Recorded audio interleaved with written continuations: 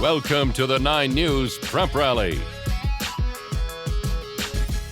Happy Sunday morning. I'm Ashley Moore, and welcome in to the Prep Rally.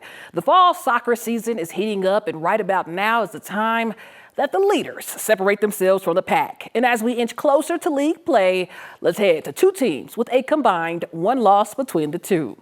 It's the Denver South Ravens taking on the Broomfield Eagles. And in the first half, Broomfield's Seiji Yamaguchi on the breakaway, and he slips it past the keeper as the Eagles strike first, 1-0.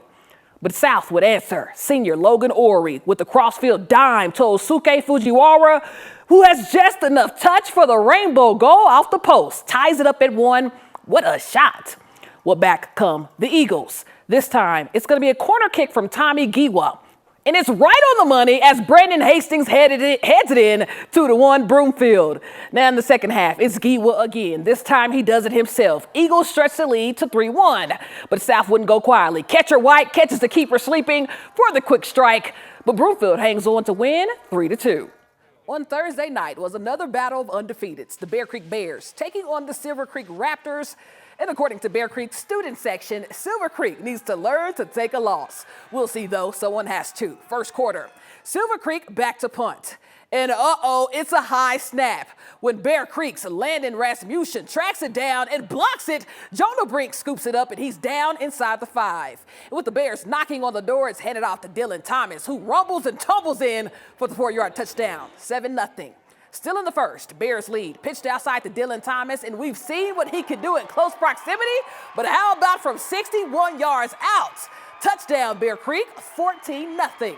But how about one more from the Bears? Riley Wilson shows play action, then unloads deep downfield, and Kamari May has it wide open for the 65-yard connection, 21-0.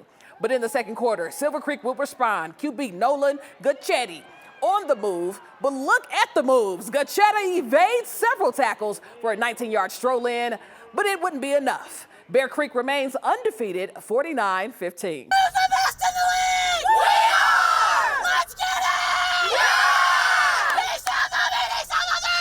1, 2, 3, East South! Well, how about some flag football? The 7-1 Denver South Ravens taking on the 7-1 Northfield Nighthawks. And we pick it up in the second half. South's Kate Lindwall throws it downfield to Dylan Moyer, who has nothing but turf in between her and the touchdown. Northfield now looking to respond. Ale Garcia evades the sack, but South's Asia Daniels has hands for days with the INT. Ravens in scoring distance now. QB Iris Duran rolls left, throws right, and right into the hands of Aaliyah Guzman. Nighthawks ball. And in comes a new QB, Arzuri Wohane. She launches it, but who has the ball? It's Northfield's Julianne Hellner, who fights for the possession, but South just too much, taking home the dub, 42-0. We're over on the volleyball court. It's the Smoky Hill Buffaloes taking on the Cherry Creek Bruins at home, looking for their first league win. And this one had it all, like the brick wall of a block here by Smoky's Cherish Norwood. But how about a rally? Smoky Hill sends it over. Creek's Haley Heim keeps it in play. It's set outside, hit, and easily dug up. But Smoky's Hayden Kruger saves it from the bench, sends it right back over, but this time it's set right side to Evelyn Higgins, and no one's returning that one. Creek points. Smoky Hill, though, not going down without a fight as Jayla Smith gets the kill shot. My goodness. But it will be Creek's Jordan Hollinger with the response from the attack line to get it done. The Bruins win in straight sets. Well, Ralston Valley Soccer hasn't lost a match this season, and one of their young stars is already making national waves. Sophomore Noah Kaputska isn't just thriving in high school soccer, he's also been called up to the U.S. Deaf National Team pool, all during National Deaf Awareness Month. One more goal and they're done. Get that third goal and let's get a win. Come on! This month is a chance for all of us to open our minds to the beauty of diverse communities, especially the deaf community, which is united by its own rich and expressive language, American Sign Language. On the pitch, sophomore Noah Kaputska is just another player chasing wins with undefeated Ralston Valley. But at only 15, he's also the youngest ever called into the pool for the U.S. Deaf National Soccer Team. It's an honor. It's one of the biggest honors of my life. I mean, I love soccer. I have a passion for soccer, and that's really like getting up called to the big leagues, and it's important for my culture. Noah was born deaf and started playing soccer at just 3 years old.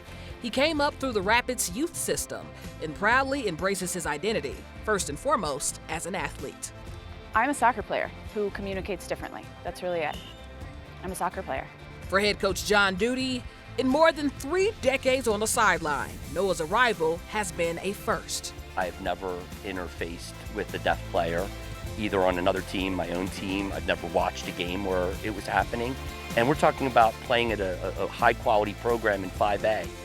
This is unprecedented, really. On the sideline, Noah works with interpreter Sarah Bird Gomez. He even shares her with his idol, Colorado native Mia White, a member of the U.S. Women's Deaf National Team.